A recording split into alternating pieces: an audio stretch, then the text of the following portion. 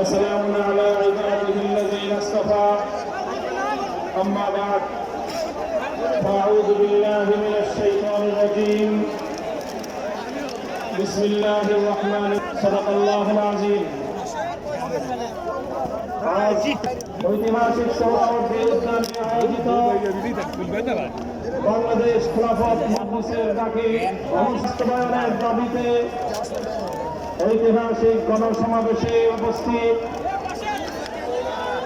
সংগ্রামী নেতৃবৃন্দ, বাংলাদেশ জাতীয় সংসদের বিরোধী দলীয় নেতা,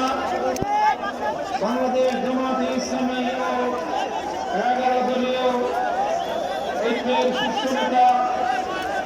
জনাব ডক্টর শফিকুর রহমান উপস্থিত।